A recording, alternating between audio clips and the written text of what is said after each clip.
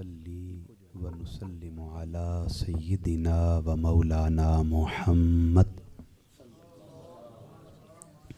رسوله النبي الأمين الحنين المكين الكريم الرؤوف الرحيم أما بعد فأعوذ بالله من الشيطان الرجيم بسم الله الرحمن الرحيم قال الله تبارك وتعالى في الكلام المجيد فرقان الحميد هدى للمتقين صدق الله العظيم وصدق رسوله النبي الكريم۔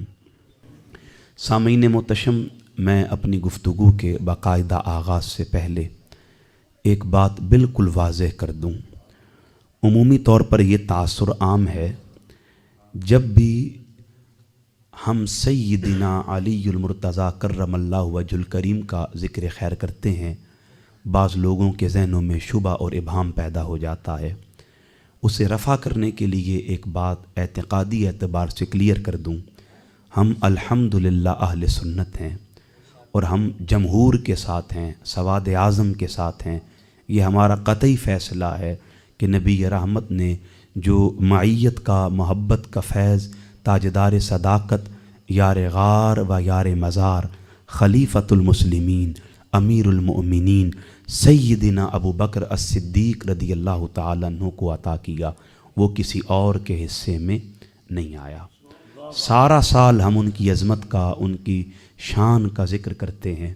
جس طرح ان کا ذکر کرنا مولائے کائنات کی تنقیص نہیں ہے، اس طرح آج گج وج کے مولائے کائنات کا ذکر کرنا ان کی تنقیص اور توہین نہیں ہے، بلکہ یہ افضل ہے کہ آپ سواد اعظم کے منہج کے مطابق صحابہ کا بھی ذکر کرتے ہیں، اہل بیت کا بھی ذکر کرتے ہیں، خلفاء کا بھی ذکر کرتے ہیں، نبی کی مبارک اولاد کا بھی ذکر کرتے ہیں۔ تو یقیناً یہ بہت بڑی سعادت ہے کہ آج آپ سارے یہاں جمع ہو کر اس مبارک ہستی کا ذکر کرنے جا رہے ہیں جس کی ولادت کعبے میں ہوئی تھی۔ کہاں ہوئی تھی؟ کعبے میں۔ اور یاد رکھیے گا، مولا علی کا کعبے میں پیدا ہونا یہ مولا علی کا اعزاز نہیں ہے، یہ اللہ کے گھر کعبے کا اعزاز ہے۔ کیوں؟ کریم آقا علیہ الصلوۃ والسلام نے بیت اللہ کی طرف مبارک انگلی کرتے ہوئے فرمایا تھا، تیری حرمت بڑی ہے مگر جو مجھ پر ایمان لانے والا مومن ہے اس ایک مومن کی حرمت تجھ سے زیادہ ہے۔ اب اگر ایک مومن کی حرمت اس سے زیادہ ہے تو مجھے بتائیں، جو تاجدار اہل عطا ہے، جو مراد کل کفا ہے، جو سخاوت کا سمندر ہے، جو شجاعت کا غضنفر ہے، جو باب فاتح خیبر ہے، جو باب مدینۃ العلم ہے، جو زوج بطول ہے، جو ابو الحسنین ہے، جو کریم آقا کا مبارک برادر ہے، خلیفۃ المسلمین ہے، امیر المؤمنین ہے، کل ایمان ہے، بتائیں اگر ایک مومن کی حرمت کعبے سے زیادہ ہے تو پھر ابو طالب کے بیٹے علی کی اس حرمت کا مقام کیا ہوگا جو کریم آقا کے حکم پر کل ایمان بن کے کعبے میں جلوہ فرما ہو رہا ہے۔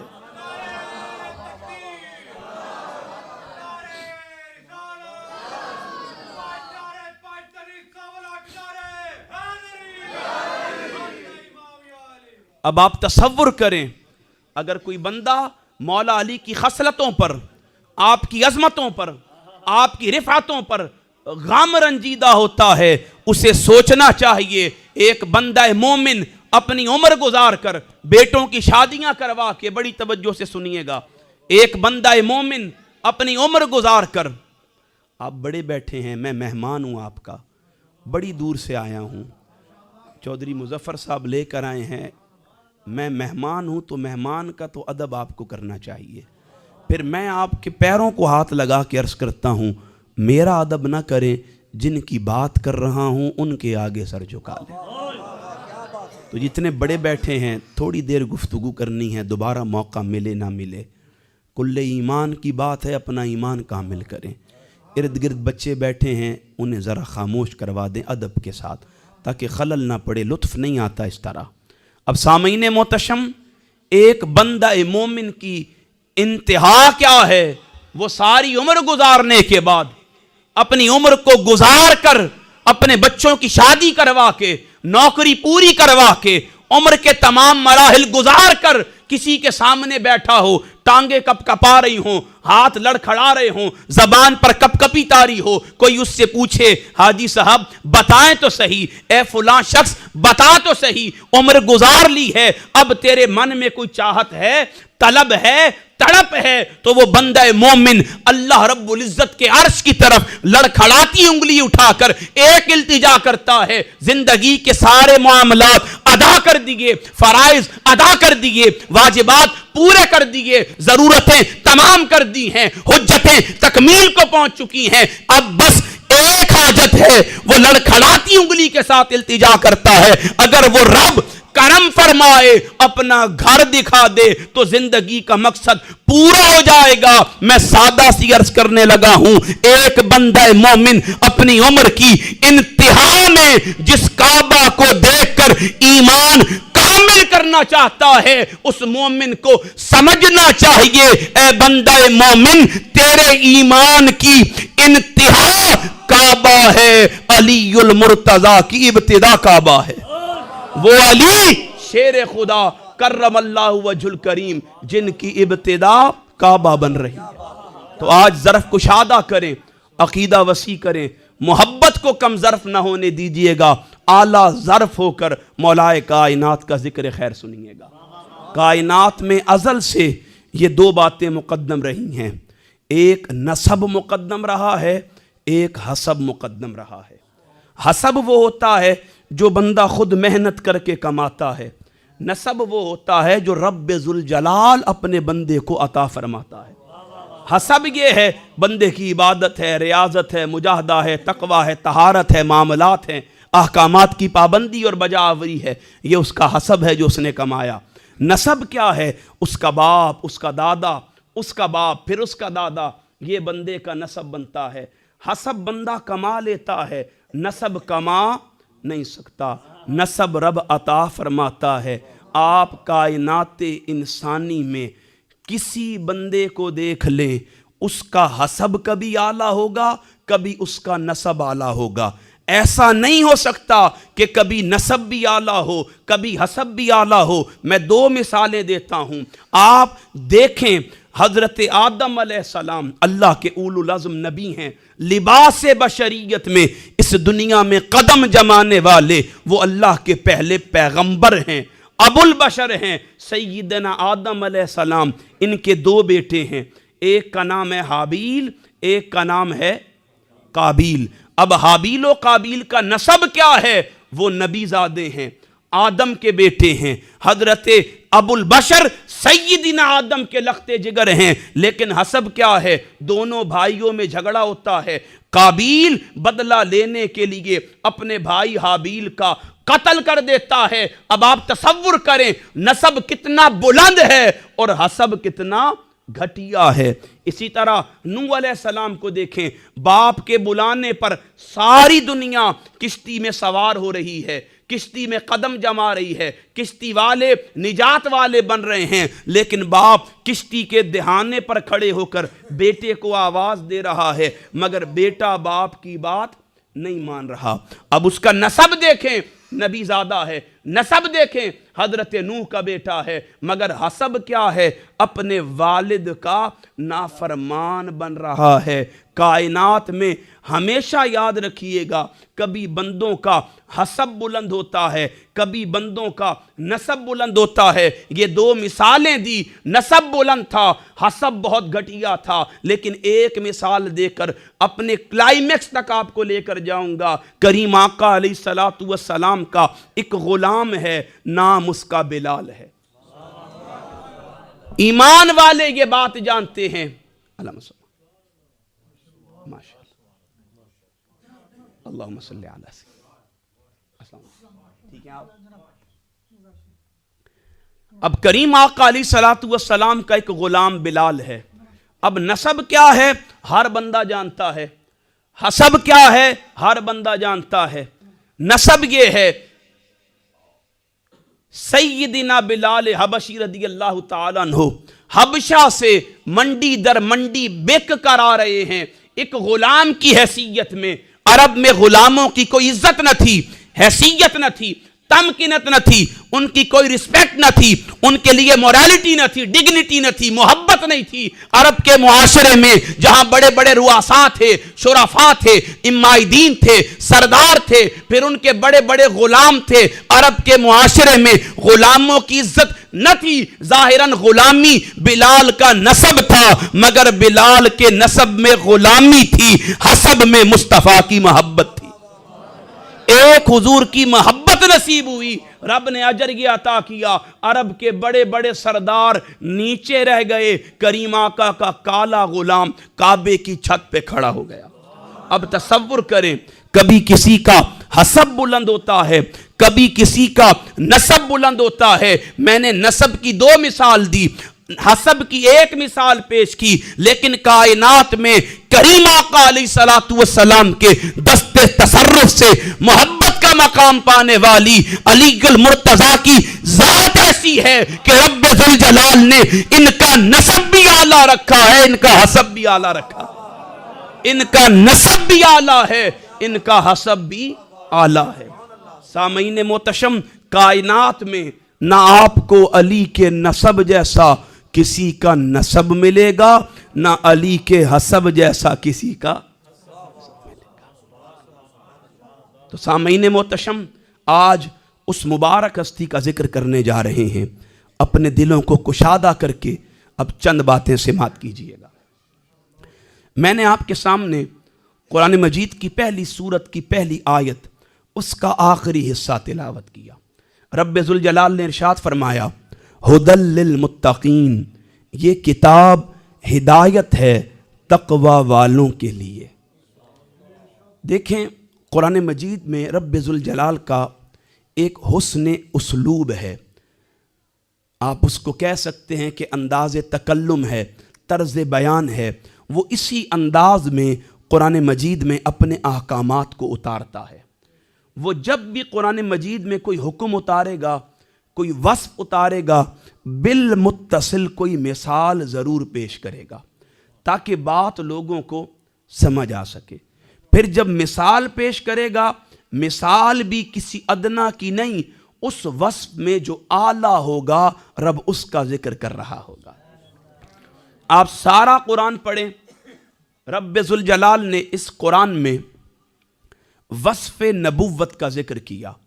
اب نبی اس کے کم و بیش 1.25 لاکھ ہیں، لیکن رب ذوالجلال نے جب وصف نبوت کا حکم اتارا، پھر آدم کی بات نہیں کی، نوح کی بات نہیں کی، ابراہیم کا ذکر نہیں کیا، اسماعیل کا تذکرہ نہیں کیا، اس نے اسحاق، یعقوب اور یوسف کا قصہ بیان نہیں کیا، بلکہ رب ذوالجلال نے جب وصف نبوت کی بات کرنا چاہی، اس وصف میں جو کمال پر تھا رب ذوالجلال نے اس امام الانبیاء کا ذکر کر دیا۔ آپ قرآن پڑھیں، رب ذوالجلال نے رسالت کی بات کی۔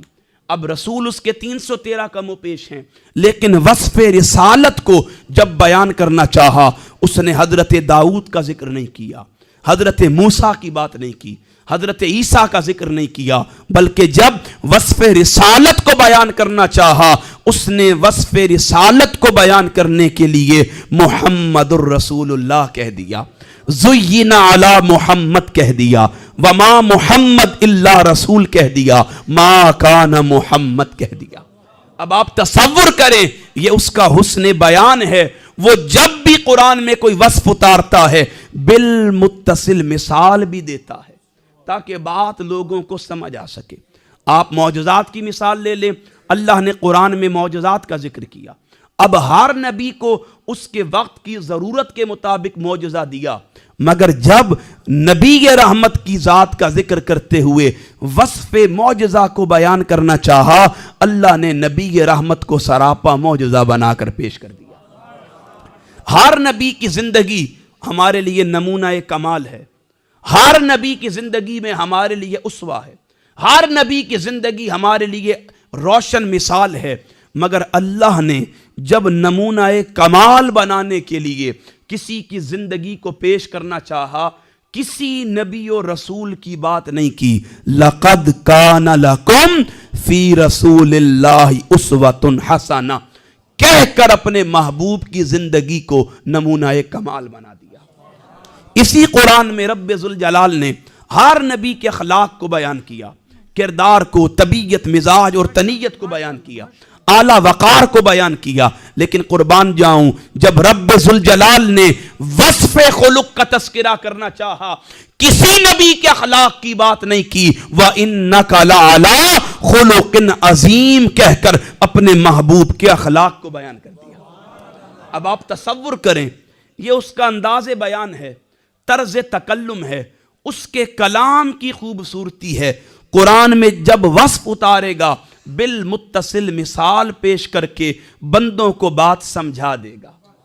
लेकिन आप सारा कुरान पढ़ें, 6000 से ज़ायद आयात हैं, इसमें ना पढ़ें कुरान मजीद फुरकान हमीद की आयात कितनी हैं, आप सारी आयात का मुतालिया करें, 6000 से ज़ायद हैं। आप एक एक आयत पढ़ें, बारीक बीनी से उसका मुतालिया करें, वर्क उलटते चले जाएं, कुरान में ठहर ठहर कर मकामात पढ़ें, मनाजिल पढ़ें, आप रुकू खत्म करते चले जाएं, लेकिन आप सारा कुरान पढ़ लेंगे।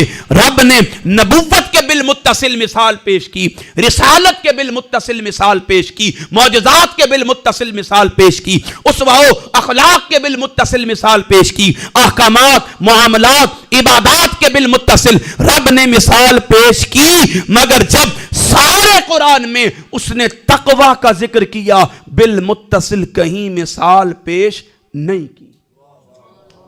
बड़ी जिम्मेदारी से अर्ज कर रहा हूं और किसी के कंधे पर तोप रख कर नहीं चलाऊंगा, अपनी बात कर रहा हूं।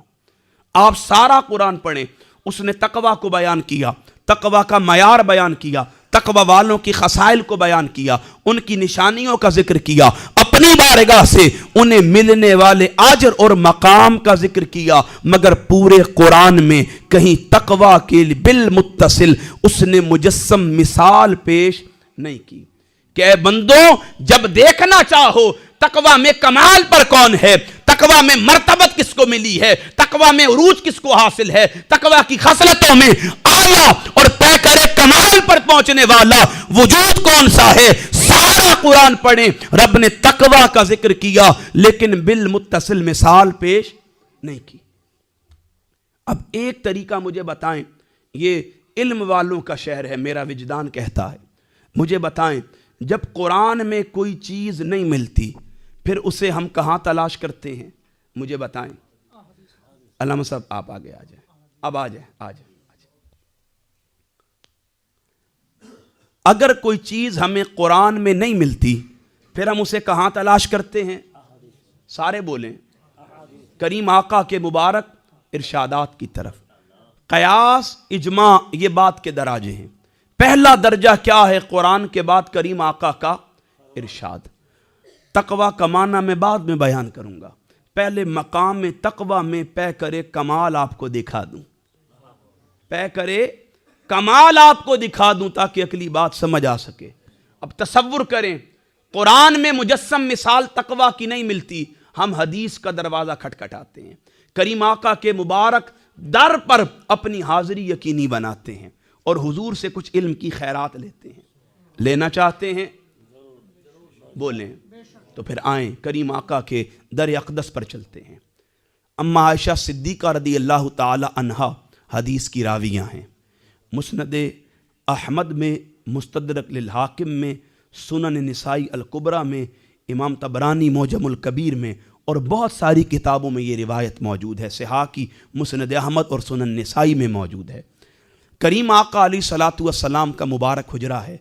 मेरी और आपकी माँ सय्यदा उम्मुल मुमिनीन आयशा सिद्दीक़ा जलवा फरमा है। करीम आका अम्मा आयशा से फरमाते हैं, हाँ राविया भी इस हदीस की वही हैं। हुजूर फरमाते हैं, आयशा सुन, रब्बे ज़ुल जलाल ने मुझे अली के बारे में 3 बातों की वही फरमाई। ऊहिया इलैया फी अलिय्यिन सलासुन, अल्लाह ने मुझे अली के बारे में 3 बातों की वही फरमाई। सबसे पहली बात, अन्नहु सय्यिदुल मुस्लिमीन, रब्बे ज़ुल जलाल ने फरमाया, आयशा علی المرتضیٰ کی عظمت و شان یہ ہے، میری امت میں قیامت تک جو بندہ گمراہی کو چھوڑ کر، دلالت کو چھوڑ کر، کفر کو چھوڑ کر، ظلمت کو چھوڑ کر، کلمہ طیبہ پڑھ کر، اسلام کے دامن سے وابستہ ہو کر مسلمان کہلائے گا، قیامت تک جو بندہ صف اسلام میں آ کر مسلمان کہلاتا جائے گا، میرا علی قیامت تک تمام مسلمانوں کا سردار بن رہا ہوگا۔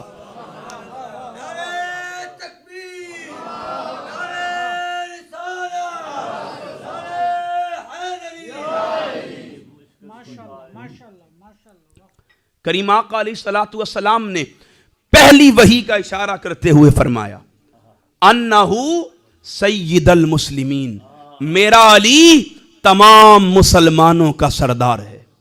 پھر فرمایا وقائد الغر المحجلین، قیامت والے دن جو روشن چہرے والے ہوں گے، نورانی چہرے والے ہوں گے، وہ ایک صف میں چل رہے ہوں گے، میرا علی ان کی قیادت کر رہا ہوگا۔ اب میں آپ سے پوچھتا ہوں اترا والوں، مجھے بتاؤ قیامت کے دن جن چہروں پر نور ہوگا وہ رب کے قہر و غضب والے ہوں گے یا اس کی رضا والے ہوں گے؟ وہ رب کی محبت والے ہوں گے یا اس کی ناراضگی والے ہوں گے؟ وہ رب کی دوستی والے ہوں گے یا اس کی دشمنی والے ہوں گے؟ بتائیں ذرا، وہ رب کے قہر و غضب والے ہوں گے یا اس کی دشمنی والے ہوں گے، ناراضگی والے ہوں گے یا محبت والے ہوں گے؟ آپ سب جانتے ہیں قیامت کے دن جن کے چہروں پر نور ہوگا اس کا منظر یہ ہوگا کہ جب بندے رب ذوالجلال کی قربت میں جائیں گے، وہ رب انہیں اپنی زیارت سے مشرف کرے گا، اپنا دیدار عطا کرائے گا، اپنی قربت کا نور عطا کرے گا، اپنی معیت کا نور عطا کرے گا۔ رب جب جلوہ آرائیاں بکھیر کر انہیں اپنی زیارت کروا کر اپنی مجلس سے رخصت کرے گا تو نورانی چہرے والے ایک صف میں چل رہے ہوں گے۔ کریم آقا فرماتے ہیں جس صف میں سارے روشن چہرے والے قطار در قطار چل رہے ہوں گے، میرا علی ان کی قیادت کر رہا ہوگا، میرا علی ان کی قیادت کر رہا ہوگا۔ پھر کریم آقا نے تیسری بات ارشاد فرمائی، اے میرے نبی کے امتیوں اپنا دل کھول کر سنو۔ کریم آقا علیہ الصلوۃ والسلام سیدہ عائشہ کے ذریعے ہمیں خبر دے رہے ہیں، اور یہ خبر میرے آقا کی بعد میں ہے، خدا کی پہلے ہے۔ خدا کی، اپنے ذہن کو وسوسوں سے پاک کیجئے، اپنے ذہن کو تشویش سے دور کیجئے، اور اپنے ذہن کو پاک کر کے طاہر و مطہر کر کے تیسری بات سنیے۔ کریم آقا علیہ الصلوۃ والسلام فرماتے ہیں عائشہ رب ذوالجلال نے مجھے علی کے بارے میں تیسری بات کی وحی کرتے ہوئے ارشاد فرمایا، علی کی شان اور عظمت کو بیان کرتے ہوئے ارشاد فرمایا وَإِمَامُ الْمُتَّقِينَ، علی المرتضیٰ کی عظمت و شان یہ ہے۔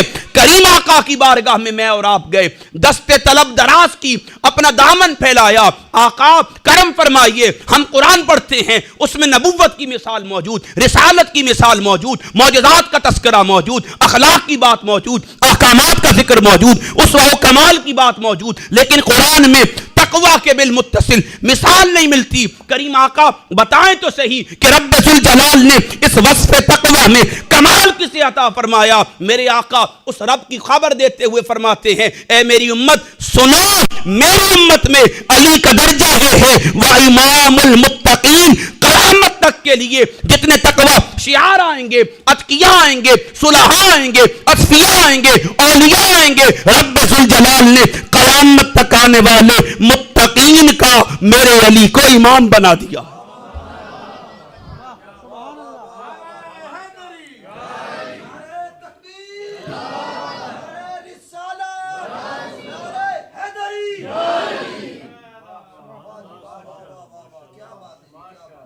کیا بنا دیا ہے؟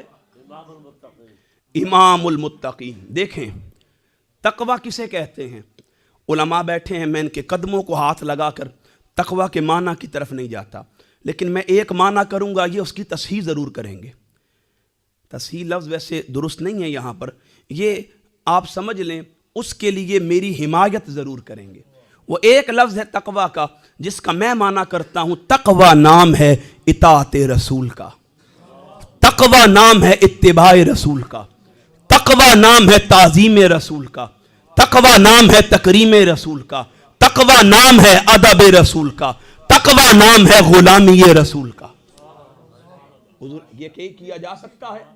اگر یہ معنی کریں تو پھر مجھے بتائیں، اگر کسی کو حضور کا حکم سن کر علی المرتضیٰ کی یہ عظمت تسلیم نہیں ہے، یاد رکھیے گا اس میں کسی کی تنقیص نہیں ہے، ان کی جزوی فضیلت ہے، اور اللہ کے رسول نے نہیں، رب ذوالجلال نے علی کو عطا کی ہے۔ اب کریم آقا کی یہ خصلت یہ ہے کہ کریم آقا کو امام المتقین بنا دیا۔ اب وہ تقوی جس سے رب نے ہدایت کو جوڑا تھا اسے سمجھیں، وہ تقوی اطاعت رسول کا نام ہے، وہ تقوی اتباع رسول کا نام ہے، وہ تقوی تعظیم رسول کا نام ہے، وہ تقوی غلامی رسول کا نام ہے، وہ تقوی عشق رسول کا نام ہے۔ اب اس معنی مراد میں آپ علی المرتضیٰ کی ذات کو دیکھیں، آنکھ کے کھولنے سے آنکھ کے بند کرنے تک علی اس سے خالی نظر نہیں آئے گا، علی اس سے خالی نظر نہیں آئے گا۔ سیدنا علی المرتضیٰ کرم اللہ وجہ الکریم، آپ بیت اللہ میں پیدا ہوئے، نبی رحمت نے آپ کو اپنی مبارک گود میں اٹھایا، علی المرتضیٰ نے آنکھ نہیں کھولی تھی۔ مستدرک للحاکم کی روایت ہے 3 دن تک آنکھ نہیں کھولی، میں کہتا ہوں 3 دن بھی چھوڑ دیں، علی نے آنکھ نہیں کھولی تھی، یہ بات مان لیں۔ جب حضور نے علی المرتضیٰ کو اٹھایا، اٹھانے کی دیر تھی، مولا مرتضیٰ نے چہرہ مصطفیٰ کا دیکھا، حضور کا چہرہ دیکھا۔ علی المرتضیٰ آنکھ کھولنے کے عمل سے بتا رہے تھے قیامت آ جائے علی اس وقت تک آنکھ نہیں کھولے گا جب تک سامنے چہرہ مصطفیٰ کا نہیں ہوگا۔ کیوں؟ جسے امام المتقین بنایا جا رہا ہے وہ اتباع اطاعت مصطفیٰ میں اپنی آنکھ کھول رہا ہے۔ ادھر علی چہرہ مصطفیٰ کا دیکھ کر آنکھ کھول رہے ہیں۔ پھر رواج ہے گھٹی دینے کا، کریم آقا نے اپنی مبارک زبان علی المرتضیٰ کے منہ میں رکھی۔ کہاں رکھی؟ منہ میں رکھی۔ علی حضور کی زبان چوستے رہے۔ کہاں؟ نبی رحمت کی مبارک زبان کو علی المرتضیٰ چوستے رہے۔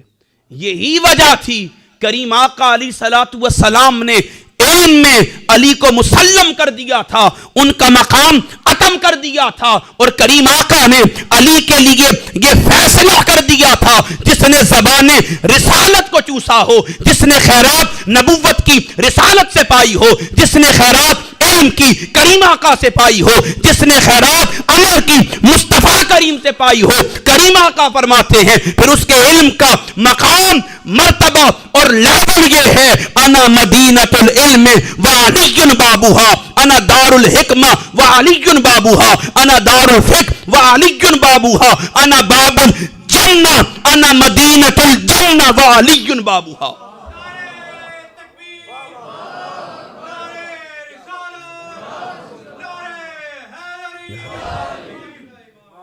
تو سامعین محتشم، کریم آقا سے اتباع اطاعت رسالت کا پیغام لینے کے لیے چہرہ علی مصطفیٰ کریم کا دیکھ کر دنیا کو بتا رہے تھے۔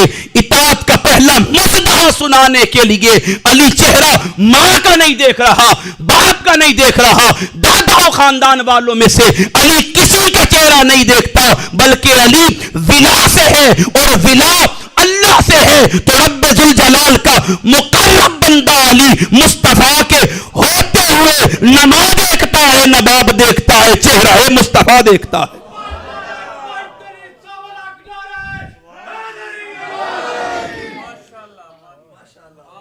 یہ جو تقوی کی بنیاد پر پہلا تعلق قائم ہوا، تقوی کی بنیاد پر جو پہلا یہ تعلق تا دم آخر کبھی ختم نہیں ہوا۔ دیکھیں، میں محسوس کر جاتا ہوں، کسی نے کہا تھا نسب کسی کا اگر جاننا ضروری ہو، نسب کسی کا اگر جاننا ضروری ہو، نسب کسی کا اگر جاننا ضروری ہو، نگاہ چہرے پہ رکھو علی کی بات کرو، نگاہ چہرے پہ رکھو علی کی بات کرو۔ آج میں نے یہ میرا موبائل موجود ہے، اس ایک پروگرام کا پین فلیکس شیئر کیا تو کسی نے نیچے لکھ دیا، اس نے کہا کہ کاش آپ سیدنا ابو بکر الصدیق کا ذکر بھی اس طرح کرتے، پھر جملہ کہا گل وچ ہور ہے۔ اب اسے میرا معیار پتہ نہیں ہے، ہم وہ لوگ ہیں جو صرف بات نہیں کرتے لما تقولون ما لا تفعلون، ہمارا عمل ہے۔ جب سیدنا ابو بکر الصدیق کی عظمت و شان پر پہرا دینے کا وقت آیا، ڈاکٹر طاہر القادری 68 گھنٹے تک میدان عمل میں اترے، شیخین کریمین کی عظمت کو، طہارت کو، صداقت کو، عدالت کو، رتبے کو بیان کرتے ہوئے تشیع مکتب کی کتابوں سے ثابت کر کے بتایا تھا کہ رب ذوالجلال نے جو درجہ امت میں مصطفیٰ کے بعد ابو بکر کو دیا ہے وہ کسی اور کا حصہ نہیں۔ میدان میں اتر کر نعرہ ابو بکر کا لگا کر بتایا تھا۔ اب کوئی جانتا نہیں ہے، اس کی تکلیف کا کچھ علاج ہم کر نہیں سکتے۔ میں نے سادہ سا جواب دیا، میں نے جواب دیا آج یہ پوسٹر دیکھ کر آپ کو جو تکلیف ہو رہی ہے اس کا مطلب ہے گل وچ ہور ہے، بیچ میں بات کوئی اور ہے۔ دیکھیں صحابہ کا طرز عمل کیا تھا۔ کریم آقا علیہ الصلوۃ والسلام نے علی المرتضیٰ کو پیمانہ ایمان بنایا۔ کیا بنایا؟ پیمانہ ایمان بنایا۔ پیمانہ ایمان بنانے کا مقصد کیا ہے؟ صحیح مسلم کی روایت، کریم آقا نے فرمایا، حضرت علی خود روایت کرتے ہیں 240 نمبر حدیث، ان لا یحبنی الا مؤمن ولا یبغضنی الا منافق۔ اے علی، قیامت تک جس دل میں تیری محبت ہوگی وہاں منافقت نہیں آ سکتی، جس دل میں تیری بغض اور نفرت ہوگی وہاں ایمان نہیں آ سکتا۔ اب اس فیصلے کے بعد کریم آقا علیہ الصلوۃ والسلام نے ذات علی المرتضیٰ کو پیمانہ ایمان بنا دیا، اور پیمانہ ایمان صرف بنایا نہیں بلکہ امت کو بتلایا اور پھر عمل کر کے امت کو دکھلایا۔ وہ مقام بالمتصل روایت کا حصہ بن گیا، موضوع میں آ گیا، میں اس کو بیان کر دیتا ہوں۔ کریم آقا علیہ الصلوۃ والسلام نے پیمانہ ایمان علی کو بنایا، پھر صحابہ نے بھی اس پیمانہ ایمان کو اپنایا۔ صحابہ کرام نے بھی اس پیمانہ ایمان کو اپنایا۔ جب کریم آقا اپنے آخری حج سے، حجۃ الوداع جسے کہتے ہیں، واپسی تشریف لے کر آئے، غدیر کے مقام پر حضرت زید بن ارقم حدیث کے راوی ہیں، ہم نے سخت گرمی میں حضور کو گرمی سے بچانے کے لیے درختوں پر چادر کر رکھی تھی، حضور اس کے سائے میں تھے۔ حضرت بریدہ حضور کی خدمت میں حاضر ہوئے، یمن کے غزوہ کو بیس بنا کر انہوں نے حضرت علی کے بارے میں بتقاضۂ بشری ایک شکوہ کر دیا۔ ادھر حضرت علی کے بارے میں ایک شکوہ کیا گیا، کریم آقا کے چہرے کا رنگ متغیر ہو گیا۔ حضور منبر پر تشریف لے کر آئے، صحابہ سے خطاب فرمایا، اے میرے صحابہ ذرا بتاؤ تو صحیح، هل تعلمون انی اولا بالمؤمنین من انفسہم، هل تعرفون انی اولا بالمؤمنین من انفسہم، هل تشہدون انی اولا بالمؤمنین من انفسہم۔ اے میرے صحابہ، کیا تم جانتے ہو، پہچانتے ہو، گواہی دیتے ہو میں تم سب کی جانوں سے بڑھ کر ہوں؟ ادھر میرے آقا نے سوال کیا، سب صحابہ یک زبان ہو کر کہتے ہیں، قالوا بلا، حق ہے یا رسول اللہ، آپ ہمارے آقا ہیں، مالک ہیں، سردار ہیں۔ اس گواہی کے بعد میرے آقا نے علی کا ہاتھ پکڑا، صحابہ سے خطاب فرمایا، پھر میرے صحابہ سنو، من کنت مولاہ فعلی مولا، اب قیامت تک کے لیے میں مصطفیٰ جس کا مولا ہوں، میرے بعد علی اس کا مولا۔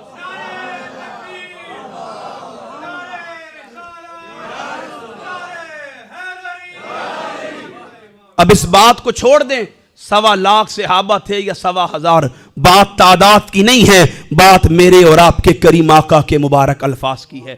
کریم آقا علی المرتضیٰ کی ذات کو پیمانہ ایمان بناتے ہوئے صحابہ سے خطاب فرما کر علی المرتضیٰ کو اپنے بعد مولا بنا رہے ہیں، اپنا محبوب دوست بنا رہے ہیں، اپنی نسبت سے مولائیت کا درجہ عطا کر کے مقام ولایت میں اقرب بنا کر تقویٰ کا معیار عطا کرتے ہوئے یہ شان عطا کر رہے ہیں، میں جس کا مولا، میرے بعد علی اس کا مولا. اب اس اعلان کے بعد اگر کوئی بندہ مقام ابراہیم پر نفل پڑھے, نمازیں پڑھے, حجر اسود کو بوسے دیتا رہے, بیت اللہ کا طواف کرتا رہے, ساری عمر خشوع, خضوع, ورع, تقوی, طہارت کے ساتھ اللہ کے گھر میں سر بسجود رہے, لیکن اس کے دل میں ذرہ برابر بھی علی کے لیے بغض, عداوت, شقاوت, نفرت ہے, کریم آقا کے حکم کے مطابق وہ مومن نہیں ہے. جو مومن نہیں ہے علی اس کا مولا نہیں ہے. اب قیامت تک جس کے دل میں نفرت علی ہے, عداوت علی ہے, شقاوت علی ہے, وہ مومن نہیں ہے. جو مومن نہیں ہے علی اس کا مولا.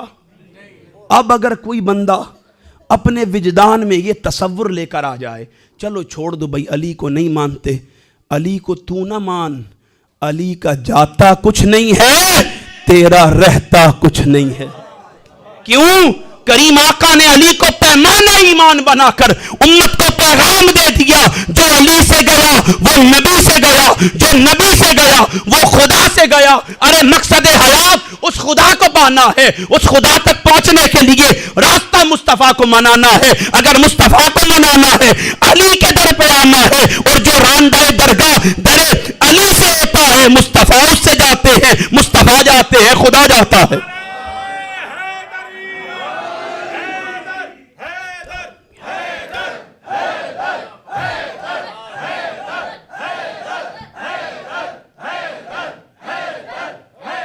جس کا علی کچھ ہے وہ بولے حیدر حیدر حیدر حیدر حیدر حیدر حیدر حیدر. میرے آقا کا حکم, جس کا دل سینہ علی کی محبت سے کرتا ہے, جس کا دل علی کی محبت سے زندہ رہتا ہے, جس کے دل میں علی زندہ رہتا ہے, نبی زندہ رہتا ہے, اب وہ بولے گا حیدر.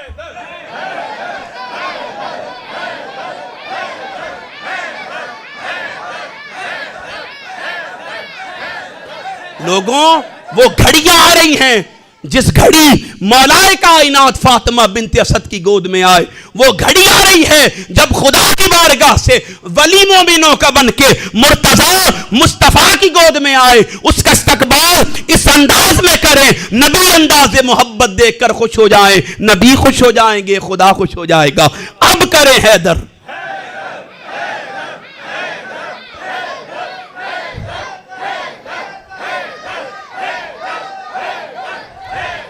کیوں؟ علی جمال دو عالم. دوبارہ لگائیں.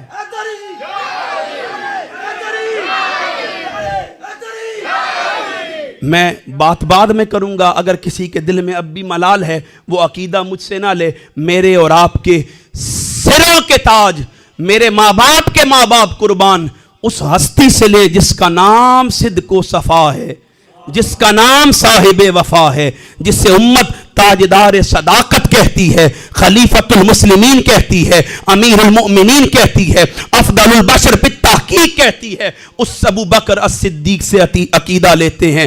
میرے آقا کریم کی مجلس ہے, مسند احمد میں, مستدرک للحاکم میں, سنن نسائی میں, اور اس کا ایک ترک جامع ترمذی میں ملتا ہے. میرے آقا کی مجلس ہے, میری ماں اس کی راویہ ہیں. اما عائشہ حجرے کی اوٹ سے دیکھ رہی ہیں, مرتضیٰ بیٹھے ہیں, ابو بکر صاحب وفا بیٹھے ہیں. اب وہ کیا دیکھتی ہیں؟ ایمان والوں بات سننا, اپنے دل سے کجی دور کر کے پھر جواب حیدر کا دینا, توجہ اس طرف رکھنا. اب میری ماں عائشہ صدیقہ, میری ماں اما عائشہ صدیقہ, میری ماں ان کی عظمتوں پر قربان جائے. ہماری ماں ان کی باندیاں ہیں, ان کے در کی چاکری کرنے والی ہیں. وہ ماں سیدہ عائشہ امت کو اپنے بابا کی فکر دے رہی ہیں, امت کو اپنے بابا سے عقیدہ اور نتیجہ دلوا رہی ہیں. اب تصور کریں, اس حدیث کے راوی زید بن ارقم بھی ہیں, اس حدیث کے راوی انس بن مالک بھی ہیں, اس حدیث کے راوی اما عائشہ بھی ہیں, اس حدیث کی راوی اما عائشہ بھی ہیں, اس حدیث کے راوی ابو بکر صدیق بھی ہیں, خود مولا مرتضیٰ بھی اس حدیث کے راوی ہیں. اب آپ تصور کریں, اما عائشہ حجرے میں ہیں, آپ سب جانتے ہیں. آپ کیا دیکھتی ہیں؟ بابا چہرہ مرتضیٰ کو دیکھ رہے ہیں. تھوڑی دیر گزرتی ہے, پھر دیکھتی ہیں بابا چہرہ مرتضیٰ کو دیکھ رہے ہیں. تھوڑی دیر گزرتی ہے, پھر دیکھتی ہیں بابا چہرہ مرتضیٰ کو دیکھ رہے ہیں. سیدنا ابو بکر تشریف لے کر آتے ہیں. اما عائشہ اپنے بابا سے عرض کرتی ہیں, بابا یا ابت یکسرک النظر الی وجہ علی. میں اکثر دیکھتی ہوں آپ مجلس میں جب دیکھوں چہرہ علی کا دیکھ رہے ہوتے ہیں. ذرا بتائیں تو صحیح علی کے چہرے میں ایسی کیا بات ہے, علی کے چہرے میں ایسا کیا کمال ہے, علی کے چہرے میں ایسی کیا رعنائی ہے. آپ جب جہاں جس حال میں بیٹھتے ہیں میں دیکھتی ہوں چہرہ علی کا تک رہے ہوتے ہیں. قربان جاؤں کریم آقا کے اس مبارک وفادار صحابی پر, خلیفہ بلا فصل پر آپ فرماتے ہیں بیٹی والذی نفسی بیدہ سمعت رسول اللہ صلی اللہ علیہ وآلہ وسلم, رب ذوالجلال کی عزت کی قسم جس کے قبضہ قدرت میں مجھ ابو بکر کی جان ہے, میں نے اپنے کانوں سے مصطفیٰ کریم کو فرماتے ہوئے سنا النظر الی وجہ علی, عبادت علی کا چہرہ دیکھنا بھی عبادت ہے. تصور کریں جس کا چہرہ دیکھنا عبادت ہوگا اس کا ذکر کتنی بڑی عبادت بن رہا.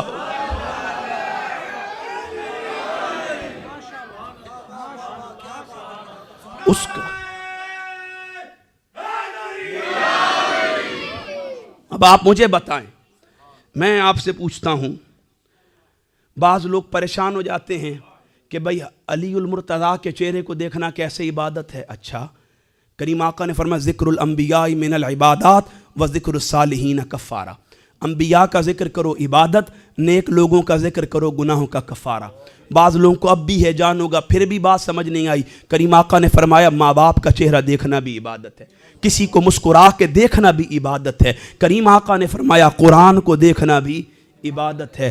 میں آپ سے پوچھتا ہوں, توجہ ادھر رکھ کے بتائیے گا, بڑی توجہ سے بات کو سنیے گا, چلے بڑی توجہ سے بات کو سنیے گا. ماں باپ کو دیکھنا, قرآن کو دیکھنا, چلے ماں باپ کو نکال دیں, قرآن کو دیکھنا کیا ہے؟ عبادت ہے. قرآن ہدایت ہے, ہدایت تقوی والوں کے لیے ہے, تقوی کا امام علی ہے اور قرآن ان کے لیے ہدایت ہے. مجھے بتائیں جس قرآن کو دیکھنا عبادت ہے اس قرآن کا تعلق یہ ہے, میرے آقا نے فرمایا العلی مع القرآن, علی ہر لمحے قرآن کے ساتھ رہتا ہے. القرآن مع العلی, قرآن ہر لمحے میرے علی کے ساتھ رہتا. قرآن کا تعلق علی المرتضیٰ سے کیا ہے؟ قرآن علی کے ساتھ ہے, پھر علی قرآن کے ساتھ ہے. تو مجھے بتائیں اگر قرآن کو دیکھنا عبادت ہے تو صاحب قرآن کے حکم پر جو قرآن سے منسلک ہے اسے دیکھنا عبادت نہیں ہے؟ اچھا, اب اگر بات سمجھ آ گئی ہے تو مجھے ایک بات کا جواب دیں, ذرا فتویٰ نہ لگائیے گا, پہلے بات پوری سن لیجئے گا اور جواب بھی دیجئے گا. میں آپ سے پوچھتا ہوں کیا نماز عبادت نہیں ہے؟ سارے بولیں, نماز عبادت نہیں ہے؟ روزہ عبادت نہیں ہے؟ حج و زکوٰۃ کی ادائیگی عبادت نہیں ہے؟ احکامات شریعت کی پاسداری عبادت نہیں ہے؟ اگر یہ ساری عبادتیں ہیں تو کیا سیدنا ابو بکر کو پتہ نہیں تھا؟ بولیں, پتہ تھا یا نہیں تھا؟ ابو بکر صدیق جانتے تھے یا نہیں جانتے تھے؟ اب عقیدہ لیجئے گا, ابو بکر صدیق جانتے تھے عبادت نماز بھی ہے, عبادت حج و زکوٰۃ بھی ہے, عبادت احکامات شریعت کی پابندی بھی ہے, عبادت شریعت کے احکامات کی پاسداری بھی ہے. مگر ابو بکر دنیا کو بتانا چاہتے تھے عبادت نماز بھی ہے, عبادت حج و زکوٰۃ بھی ہے, عبادت قرآن پڑھنا بھی ہے, عبادت قرآن سنانا بھی ہے, احکامات شریعت پر عمل کرنا, نوافل ادا کرنا, یہ سب چیزیں عبادت ہیں. مگر اس کے باوجود جو مزہ علی کے چہرے کو تک کر عبادت کرنے میں آتا ہے وہ کسی اور میں کہا.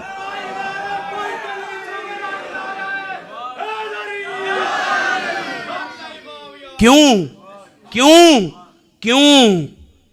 اس کی وجہ یہ ہے ابو بکر الصدیق امت کو بتانا چاہتے تھے نماز عبادت ہے, احکامات دیگر عبادت ہیں, مگر نماز مومن اور منافق میں فرق نہیں کرتی. کریم آقا کے پیچھے بھی منافق نمازیں پڑھا کرتے تھے. روزہ مومن اور منافق میں فرق نہیں کرتا. کریم آقا کی معیت میں منافق روزے رکھا ادا کرتے تھے. زکات و صدقات کی ادائیگی منافق اور مومن میں فرق نہیں کرتی. کریم آقا کے مبارک صحابی سیدنا ابو بکر امت کو بتانا چاہتے تھے, اے میرے آقا کی امت سنو, جو کام نماز نہیں کرتی, جو کام روزہ نہیں کرتا, جو کام حج و زکات نہیں کرتے, جو کام عبادات کی پاسداری اور احکامات کی پابندی نہیں کرتی, جو کام دیگر احکامات نہیں کرتے, وہ کام علی کا چہرہ کرتا ہے. چہرہ تک کر پتہ چل جاتا ہے مومن کون ہے, منافق کون ہے. کیوں؟ کریم آقا نے فرمایا ان لا یحبنی الا مؤمن ولا یبغضنی الا منافق. اے علی, قیامت تک تیری محبت نہیں رکھے گا سوائے مومن کے, تیرا بغض نہیں رکھے گا سوائے منافق کے. اب کریم آقا نے علی المرتضیٰ کو کل ایمان قرار دیا, کل ایمان قرار دیا. جو بغض اور حسد ہوتا ہے نا, اس کے سینگ نہیں ہوتے ہیں, اس کے سینگ بولیں, اس کے سینگ نہیں ہوتے. ہاں پھر کیسے پتہ چلتا ہے, وہ بتایا آپ کو, چہرہ دیکھ کر ذکر علی کا کر کے پتہ چل جاتا ہے. نعرے 4 ایک ترتیب سے لگائیں. نعرہ تکبیر, نعرہ رسالت, نعرہ تحقیق, نعرہ حیدری. وہ کسی نے کہا نہ لگا کے نعرہ, حیدر کا حلال زادوں نے حرام زادوں کا جینا حرام کر دیا. تو سامعین محتشم, بغض مولائے کائنات کی کوئی نشانی جو رسول کریم نے دی ہے وہ ذکر علی ہے. اب نبی رحمت کے حکم کے مطابق علی المرتضیٰ عین ایمان قرار پائے, اور عین ایمان نہیں کل ایمان قرار پائے.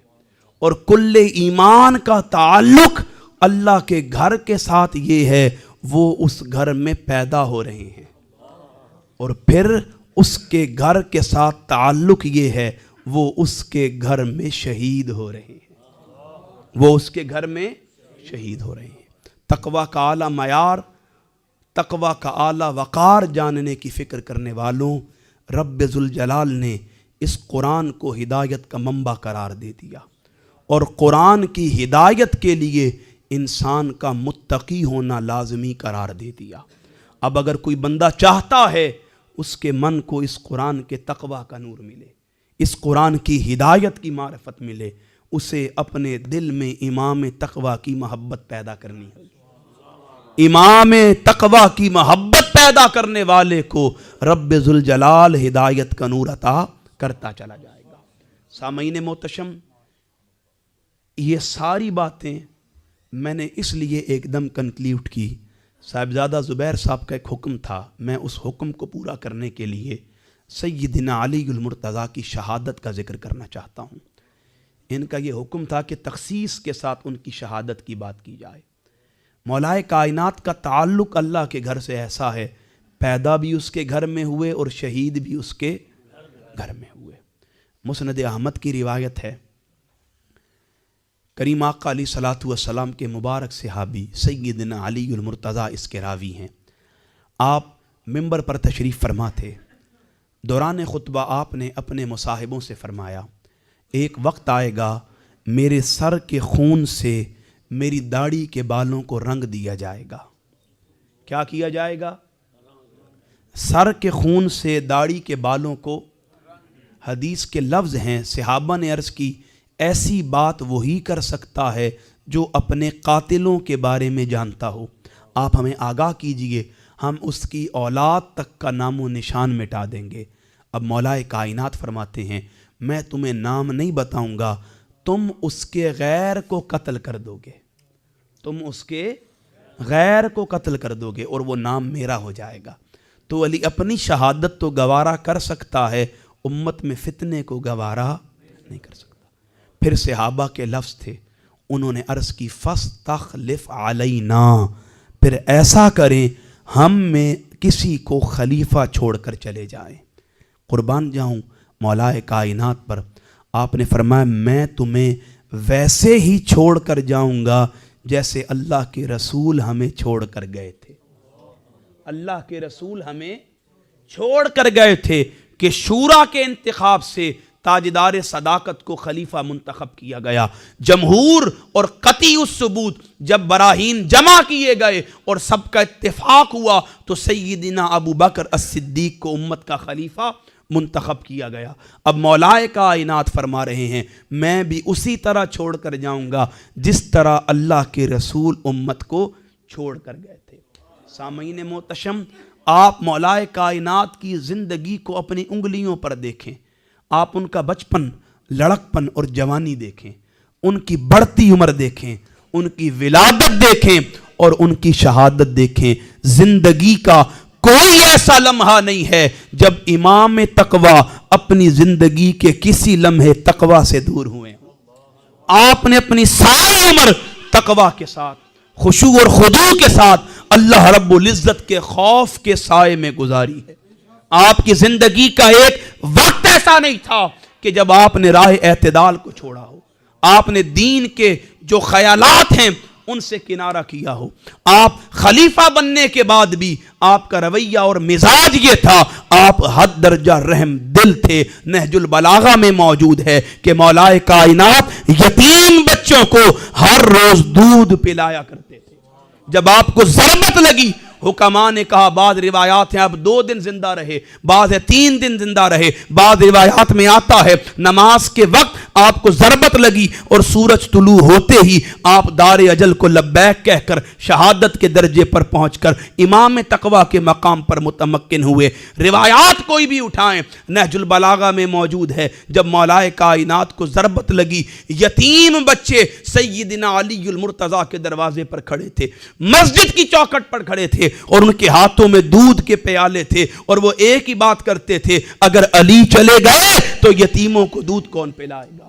سامعین محتشم، آج امت جس علی المرتضیٰ کرم اللہ وجہ الکریم کے نام پر ہیجان کا شکار ہوتی ہے، مخمسے کا شکار ہوتی ہے، اسے سوچنا چاہیے سواد اعظم کا نظریہ اور طریقہ یہ ہے، کریم آقا کا حکم یہ ہے، اللہ کا فرمان یہ ہے کہ رب ذوالجلال نے قرآن کو ہدایت کا استعارہ قرار دیا ہے اور اس استعارے میں تقوی کو قیامت تک کے لیے روشن مینارہ قرار دیا ہے۔ اب کوئی بندہ جو قرآن کے ذریعے ہدایت تک پہنچنا چاہتا ہے اس کے لیے لازم الامر یہ بات ہے کہ جو ایمان تقوی کا ہے اس کی محبت سے دل کو زندہ کرنا ہوگا۔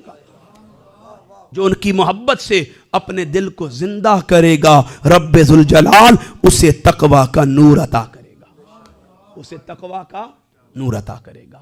سامعین محتشم، میں اسی پر اپنی گفتگو کو ختم کرنے جا رہا ہوں اور یہ پیغام عظیم آپ کو دینے جا رہا ہوں۔ آپ سب جانتے ہیں، صاحبزادہ صاحب نے بھی میرا تعارف کروایا، اور ہمارے ہاں تو اصول اور اسلوب یہ ہے جس کا کھاتے ہیں پھر اس کے گن بھی۔ ہم نمک حلال لوگ ہیں، نمک حرامی نہیں جانتے۔ ہماری تربیت سیدی شیخ الاسلام پروفیسر ڈاکٹر محمد طاہر القادری مدظ اللہ العالی نے فرمائی ہے، اور یہ بھی ان کی تربیت کا ایک ستارہ ہے۔ آپ مجھے بھی دیکھ رہے ہیں، ہم بھی ان کے تلامذہ کے شاگرد ہیں۔ ہمیں سیدی شیخ الاسلام نے اعتدال عطا کیا ہے۔ اعتدال اہل سنت کی زینت ہے، اہل سنت کا حسن ہے، اہل سنت کی زیب و زینت اعتدال ہے کہ ہم اعتدال سے لمحے بھر کا تأمل بھی نہیں برتتے، پس و پیش نہیں کرتے، ہمارے جملوں میں تآخر نہیں ہوتا۔ یہ ہمارا حسن ہے کہ ہم جب بات نبی رحمت کے صحابہ کی آتی ہے ہمارا دل ایمان سے مچل جاتا ہے، اور جب بات کریم آقا کی اہل بیت کی آتی ہے ہمارا دل ادب سے سر جھکا لیتا ہے۔ یہ ایک بنیادی بات ہے، اور یہ میں نے درمیانے گفتگو میں بھی بتایا تھا، لما تقولون ما لا تفعلون۔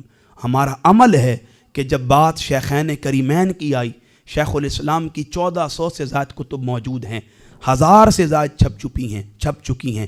آپ کسی موضوع پر کوئی کتاب اٹھائیں، کسی موضوع پر، وہ حدیث پر ہو، وہ قرآن کے علوم پر ہو، وہ تفسیر کے معارف پر ہو، وہ احکامات و معاملات پر ہو، وہ فقہ کے احکامات پر ہو، آپ کوئی کتاب اٹھائیں گے آپ کو پہلا باب کریم آقا کے بعد ابو بکر و عمر کا نظر آئے گا۔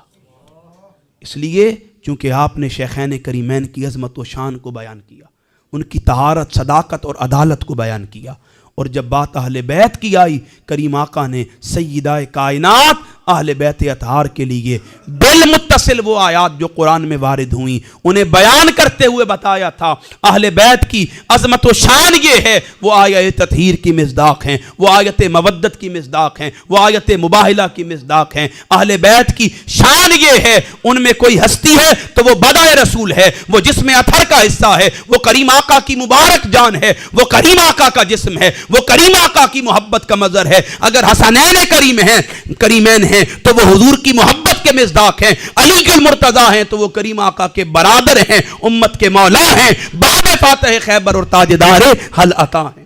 تو سامعین محتشم یہ فکر جاذب کیجئے، عقیدہ پختہ کیجئے کہ ہم اعتدال پر گامزن لوگ ہیں، نہ ادھر جاتے ہیں نہ ادھر جاتے ہیں۔ اللہ ہمیں اعتدال کا حسن عطا کرے، اس محبت اہل سنت کے حسن کو مزید دنیا میں پھیلانے کی توفیق عطا فرمائے۔ میں آخر گفتگو میں صاحبزادہ زبیر صاحب کا، علامہ شیخ عبدالعزیز حافظہ اللہ کا، اور جتنے علماء میرے دائیں بائیں موجود ہیں، اور بالخصوص جو صاحبزادگان یہاں موجود ہیں، اور آپ تمامی احباب، آپ سب کی محبتوں کا عزت شکریہ۔